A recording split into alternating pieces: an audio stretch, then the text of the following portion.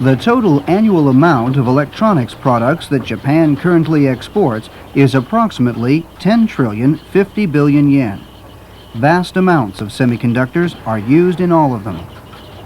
Japan began to pursue the lead of the United States in this field from amidst post-war hunger and became the world's #1 producer of germanium transistors in 1959. However, the U.S. had advanced to where it was replacing germanium with silicon, into which even electronic circuits were being fabricated. In 1962, Japanese Prime Minister Hayato Ikeda, who was visiting Europe, was criticized as being a transistor salesman by French President Charles de Gaulle. This scene shows the recruitment of female factory workers who were called transistor girls. The 3 requisites for passing the aptitude test were good eyes, dexterous hands, and perseverance. Patient girls from farming villages were hired in large numbers. After intense education and training, the girls worked on the assembly lines. Each company tried to secure and educate outstanding transistor girls. At the time, this was the shortcut to winning the war of yields. Despite the quality of the fingertips and the perseverance of their employees, manufacturing yields weren't satisfactory.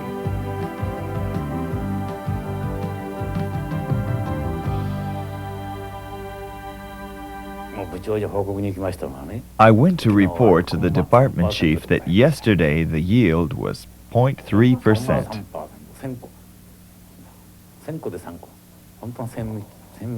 In other words, just 3 out of 1,000 were good. The remainder were all inferior products.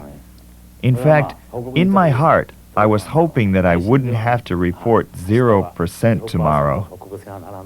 There couldn't be a worse yield than 0%, a nightmare for a manager.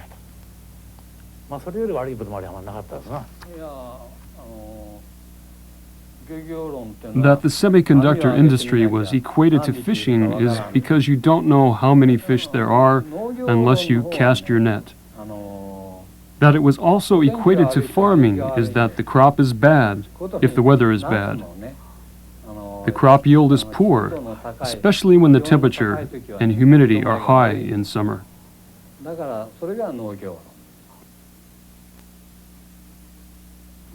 The drawbacks with germanium transistors were that they were easily damaged by moisture, humidity, and heat, and they degraded and stopped working, thus creating frequent problems. One of the most dangerous threats to our nation's security is the possibility of attack by high-speed enemy bombers armed with nuclear weapons. These bombers can strike at supersonic speeds from many directions and altitudes to confuse our defense and delay the dispatch of interceptor weapons.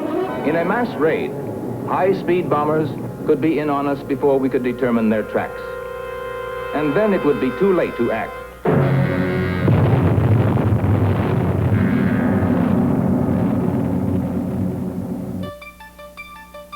The poor characteristics of the transistors used in military computers were a big problem. Amid the Cold War standoff between the United States and the USSR, the search for a stable material to replace germanium was an urgent task for the United States. Silicon is not highly sensitive to heat, and unlike germanium, which is a scarce resource, it is found everywhere. Bell Laboratories, where scientists were struggling to develop a silicon transistor, was the center of this research. In order to compensate for the shortcomings of silicon, it being highly active, various advances such as the method of covering it with an oxide film were made here. Carl Frosch and Lincoln Derrick thought the only way to handle silicon was to cover the surface with a protective film, and so looked for a material to make a strong film to bond with the silicon. Initially, they excluded only oxygen. They thought if they were to use oxygen, which easily synthesizes with other materials, then oxidation would not stop at the surface, but would completely permeate the silicon. But the bonding of oxygen to silicon became the key to using it. This chance discovery happened when a valve broke accidentally. I don't think we knew at that time. I don't think we really knew. Yes, he knew it was big, but I don't think anybody at that particular, say, month or two realized how big it really could or would be developed into. Because later on, of course, Bell Labs did write up that that was one of the, should we say, cornerstones in all integrated circuitry. Without that, you couldn't make it. You couldn't make a circuit. AT&T, which foresaw the coming age of communication satellites, vigorously pursued research on solar batteries. The work of Calvin Fuller and his associates was among the most significant at that time. Fuller discovered the gas phase diffusion method. This would eventually lead to a turning point in semiconductor technology and brought about today's semiconductor industry.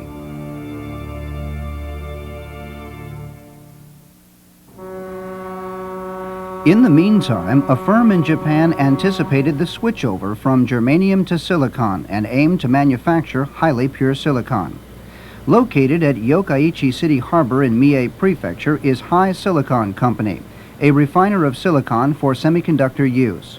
With a monthly production of 90 tons, it is the world's #1 producer.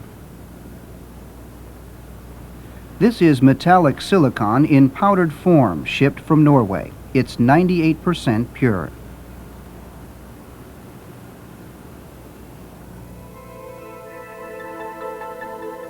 It is placed inside a tank, melted with chloride, and turned into silicon chloride gas, which is then sent to a distillation tower.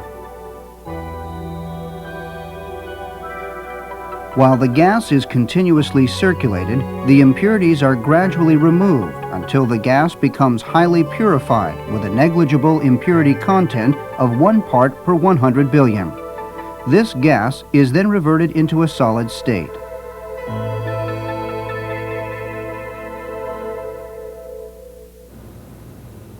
This is a giant electric cauldron for making solid silicon out of the silicon gas.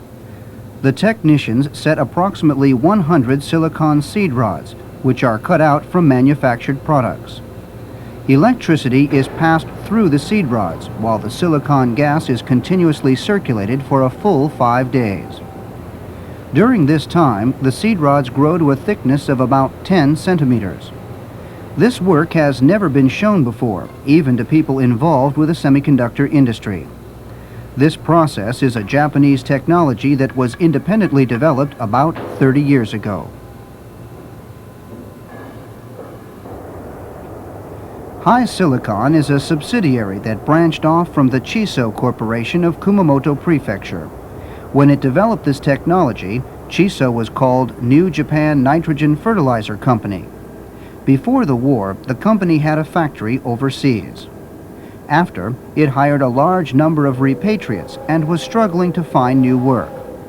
Company executives therefore decided to get involved with silicon, which they thought would probably replace germanium.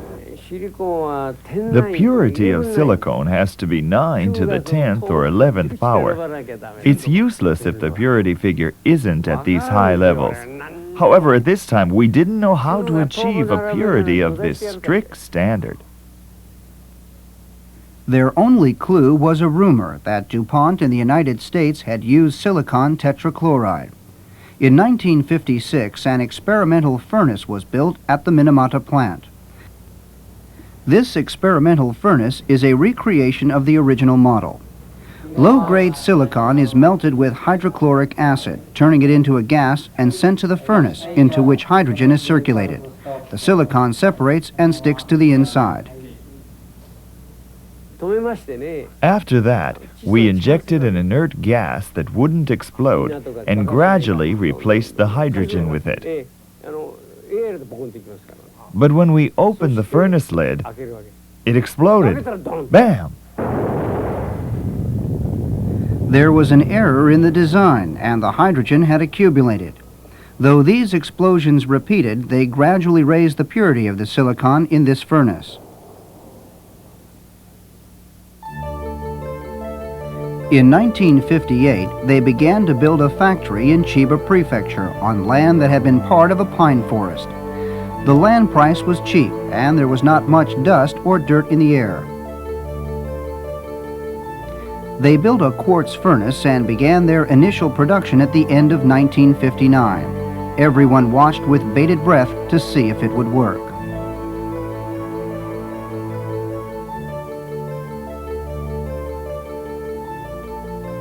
It did. Inside the quartz tube, ultra-pure polycrystal silicon began to densely grow.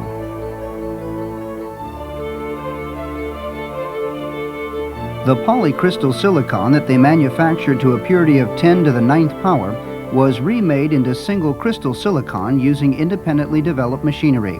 They cut the silicon and measured its resistance to judge its quality.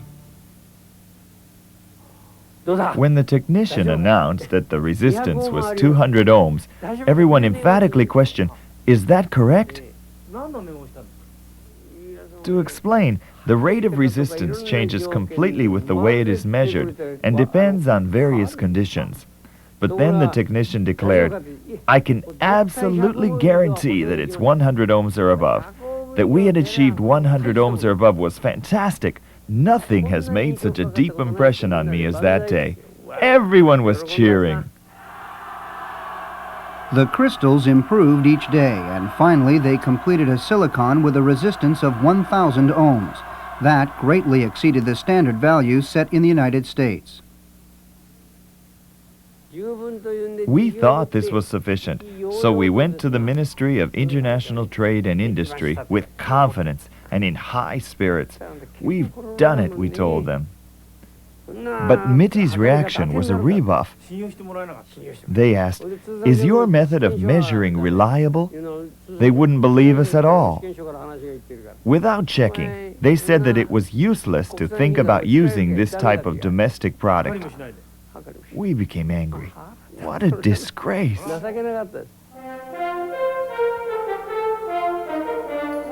Going south on the freeway from San Francisco, vast plains gradually open on both sides of the road. This area is popularly known as Silicon Valley. There are roughly 4,800 firms here, everything from semiconductor makers to electrical equipment manufacturers. Silicon Valley, which has become the #1 electronics industrial area in the world, was at the end of the 1950s still filled with orchards.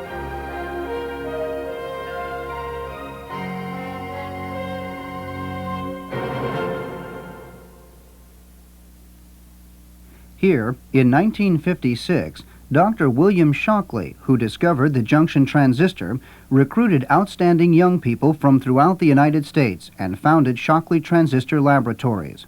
This was the first sprout that gave birth to today's Silicon Valley. These are the people, the best and brightest, who were selected by Dr. Shockley. They were the driving force that created the semiconductor industry.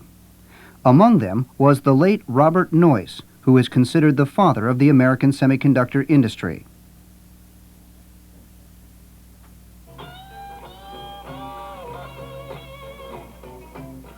This building is where Shockley had his lab.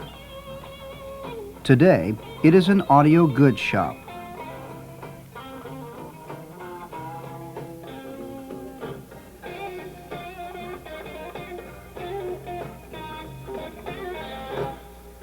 The young people, inspired by Dr. Shockley, soon realized that he was not a good businessman, and they started looking for opportunities elsewhere.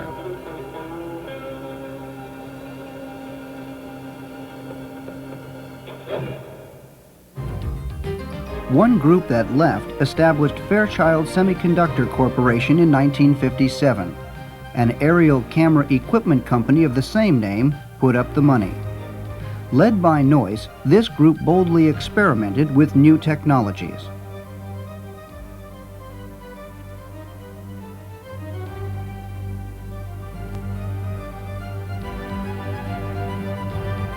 The first product they produced was the Mesa transistor.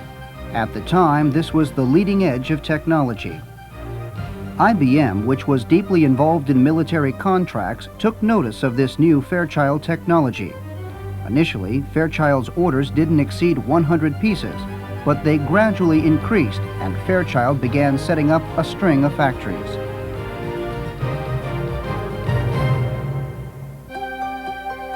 Here's the process and structure of the Fairchild Mesa transistor. First, N-type silicon is prepared and placed inside a diffusion furnace and sealed.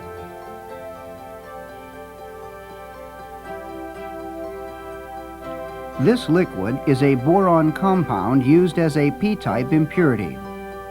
It is mixed with an inert gas and injected into the furnace.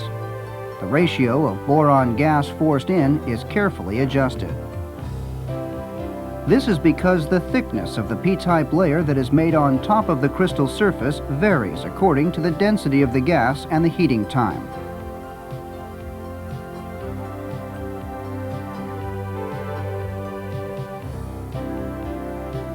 When N-type silicon is heated in the boron gas, a p-type layer forms on the surface.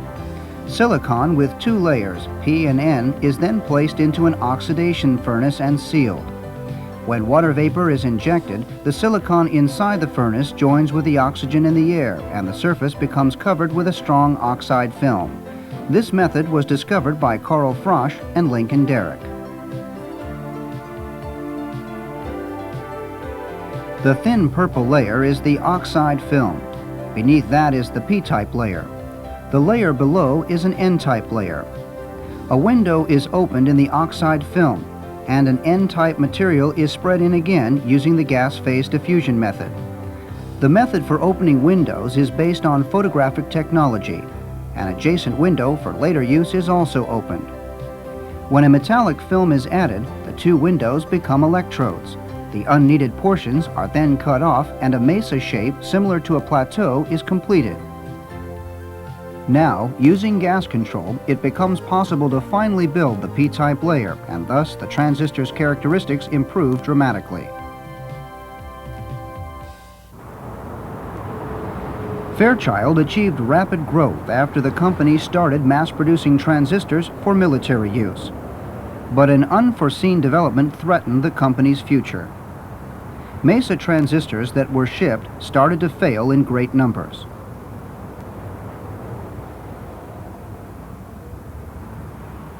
And it was traced fairly readily to the fact that when we were putting the can on it, we had a welder which was splashing some material all inside the can.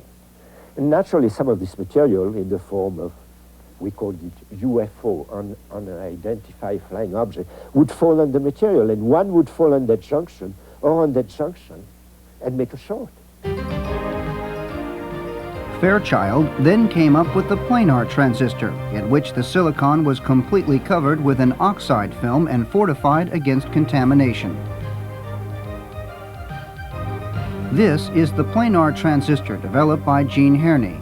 Nothing protrudes from the silicon crystal surface except the necessary electrodes, making it contamination-proof. It was the planar technology called selective diffusion that combines oxide film, photoetching, and the gas phase diffusion of impurities. The planar transistor conquered the market, bringing Fairchild vast profits. Fairchild, which had almost been driven to the brink of bankruptcy by contamination that plagued the Mesa transistor, made rapid progress towards becoming a giant company.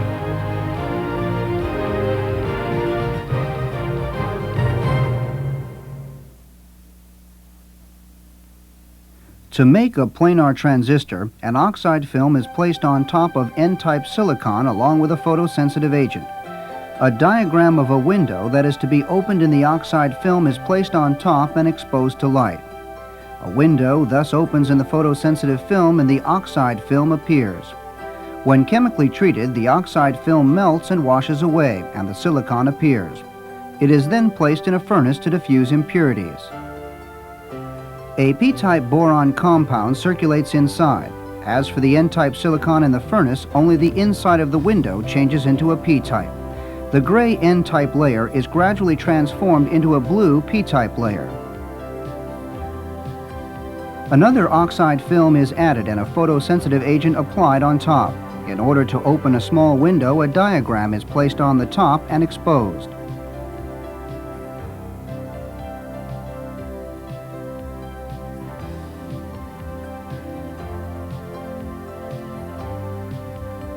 A small window thus has opened on top of the P-type layer. Gas phase diffusion is again used to apply an N-type material. As for the P-type layer, only the inside of the window changes into an N-type. Everything is completely covered again with an oxide film. A photosensitive agent is applied, a diagram placed on top, and exposed.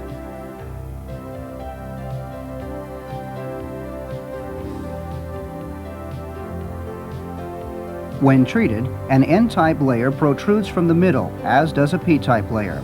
An overall aluminum film is then added along with a photosensitive agent and diagrams of electrodes. It is then exposed.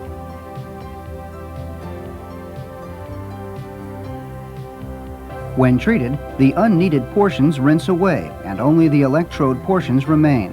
Only the necessary electrodes protrude, while everything else is covered with oxide film.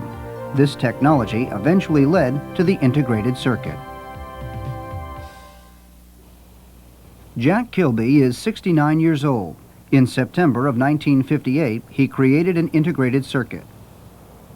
As you looked at it, it became apparent that you could make any kind of component that you needed, with one exception, of silicon. You could certainly make transistors, you could make diodes, resistors, capacitors, other circuit elements. This is Mr. Kilby's first integrated circuit, which has been donated to the Smithsonian Institution. This is an integrated circuit that Robert Noyce invented and mass-produced. The white lines seen on the surface are wires for connecting parts. These are connected to transistors and resistors, which were made one layer down and are encased in oxide film. Thus, a logic circuit for computer use was built into small silicon crystals. This was the debut of the orthodox integrated circuit.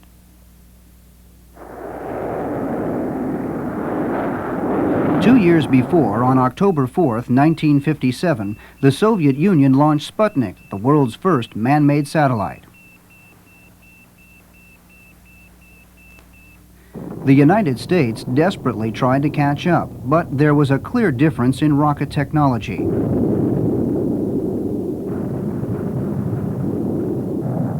The Soviet Union, leaving behind it a stunned America, then launched a man into outer space. Cosmonaut Yuri Gagarin orbited the Earth. I believe that this nation should commit itself to achieving the goal, before this decade is out, of landing a man on the moon and returning him safely to the Earth. 10 months behind the Soviet Union, the United States also placed an astronaut in orbit, but the rocket couldn't match the Vostok of the Soviet Union. Challenged by the technology of Sputnik, the West aimed at miniaturizing electronic equipment. G.W.A. Dumar of the British Royal Radar Establishment built small-scale circuits into silicon in 1957. The U.S. Army Signal Research and Development Laboratory and RCA technicians conceived micromodules. This was an idea designed to make the overall size of equipment smaller by making the major circuits that comprised the equipment into thin blocks, which would then be piled upon each other.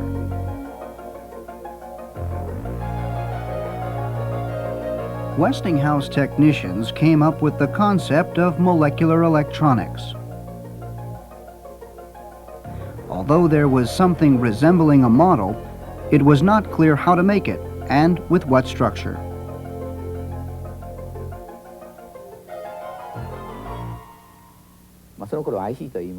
In those days, we didn't say ICs. We called them solid circuits. We heard that they had been perfected, but the details were very sketchy. All we heard was that some circuit had been made inside a solid, and almost no other information.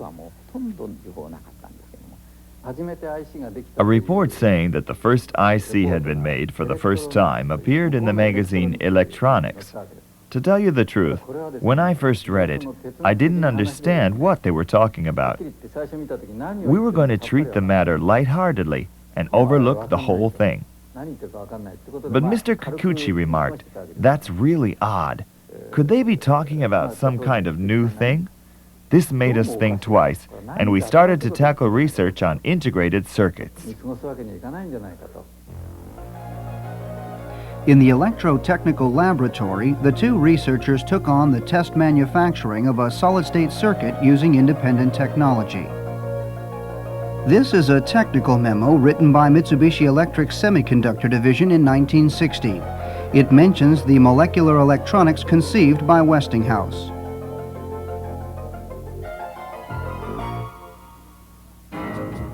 Mitsubishi Electric's president, who was excited by molecular electronics, issued an order for the independent development of the same technology, which was named the Molectron Project. However, at the time, Mitsubishi did not have planar technology. About the only thing it had was rudimentary technology for creating resistance in silicon using line etching. Technicians spread paraffin on the surface of silicon made into two layers, PN, and then scratched it with a pencil. When they later soaked it in etching fluid, the portion where the paraffin had come off displayed resistance, the resistance value being determined by the length of the scratch. In January of 1961, the electrotechnical lab team of Tarui and Denda completed a solid-state circuit with which they had been struggling. They built onto a germanium crystal chip an alloy transistor, a resistor, and a condenser, which were connected with wires and fixed with resin. That was the first Japanese integrated circuit.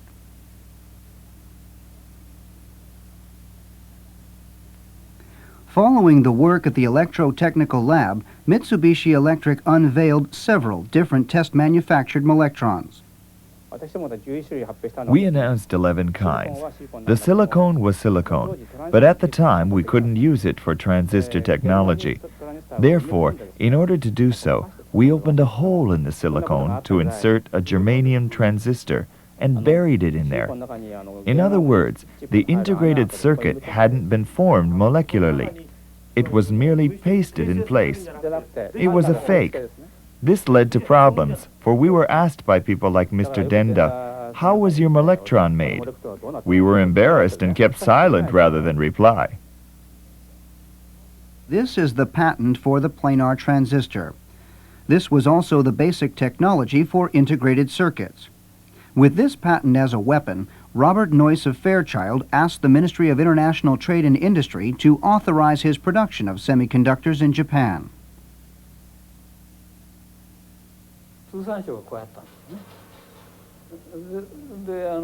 Miti said no. On hearing this, Noyce came to my place and angrily said, "Nobody's as thick-headed as those guys at Japan's Miti." So then he decided to ask Nippon Electric to buy the planar patent.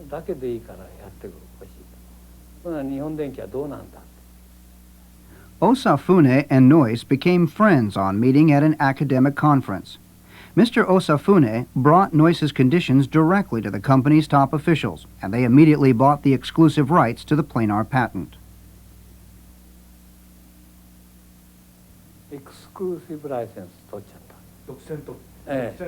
We took out an exclusive license. By doing that, it became impossible for even Fairchild to export to Japan. We were resented by all the other manufacturers.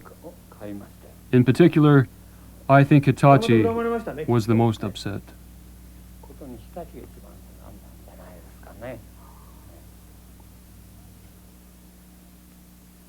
At the time, Hitachi was struggling with measures to prevent the degradation of mesa transistors. When broken open, it's possible to see the silicon crystals inside. The Hitachi staff tried to eliminate contamination by treating the surface of the completed transistor crystals later. The technology that we used was to put a thin oxide film, such as quartz, onto the surface of the mesa transistor later. And in this way, we tried to protect the surface from water vapor and other impurities that might reach it.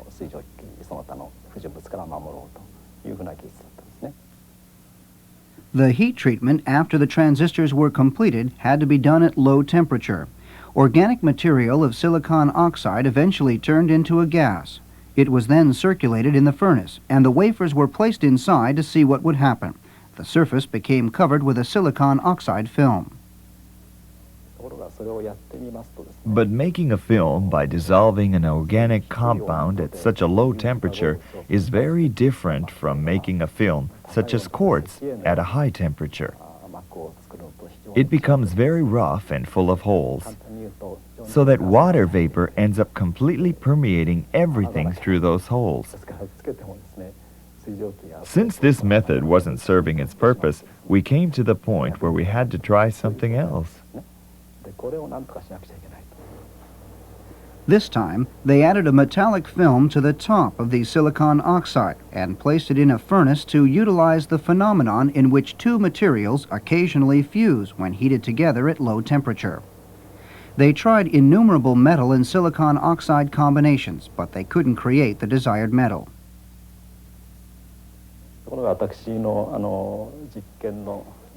But a young person who was working on my experiment with me, partly out of mischief, placed a few lead particles on a quartz plate and warmed them above a burner.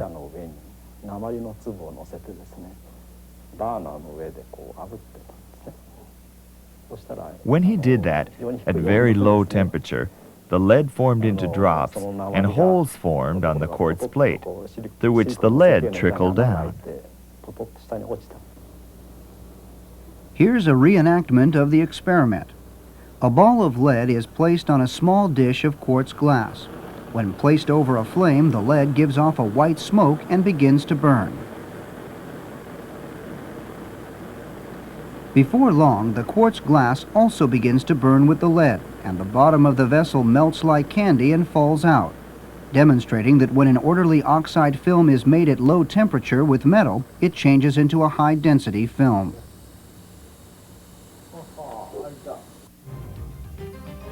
It was factory technicians who first thought of using this method as a means of countering the planar patent. They decided to remove the oxide film and apply a new film to create a transistor based on low-temperature surface passivation technology. However, when it went into mass production, unimaginable difficulties awaited the technology, which had gone well during the test manufacturing stage.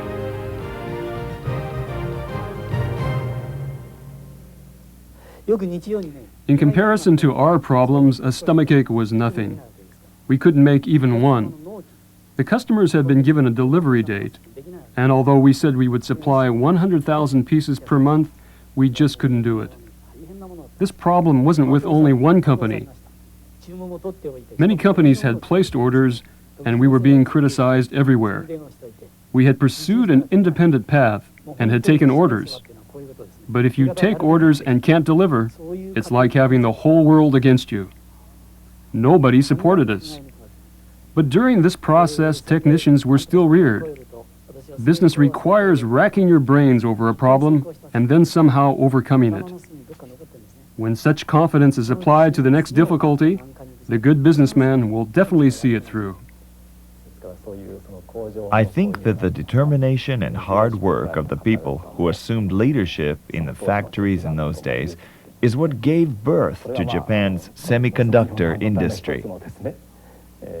In other words, they exhibited tenacity in regard to perfecting domestic technology.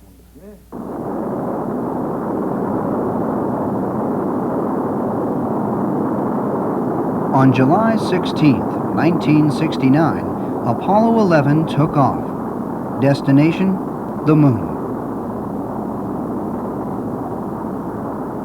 4 days later, the astronauts climbed down and stood on the moon's surface. It was a brilliant achievement just 8 years after President Kennedy announced the goal of sending man to the moon. The greatest achievement was that the astronauts piloted Apollo 11 themselves on this round trip between the Earth and the moon.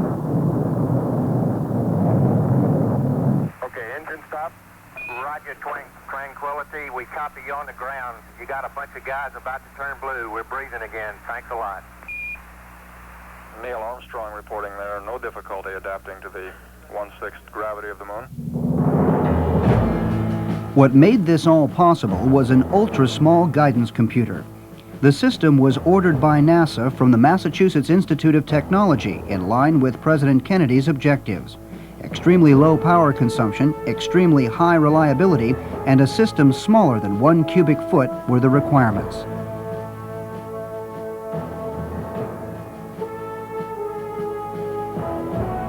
This is Apollo 11's ultra-small guidance computer. It is comprised of various modules separated according to function: warning, flight control, sensors, and logic. The surfaces of all of these are densely filled with ICs. There are 60 ICs per side on a module, 120 in all. A total of 550 transistors and 2,826 ICs were used in all of the devices. The power consumption was a mere 55 watts. In 1960, at the beginning of development, one IC cost $1,000. 4 years later, the cost had dropped to $25. And 12 years later, for Apollo 17, the price of an IC had become just $1.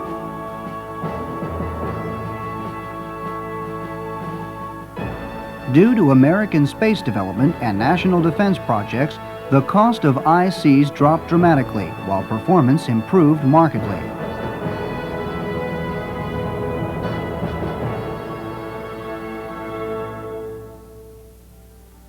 Meanwhile, it was Japan that applied these results to civilian products. Japan developed consumer goods that incorporated large numbers of semiconductors, such as radios, televisions, and tape recorders.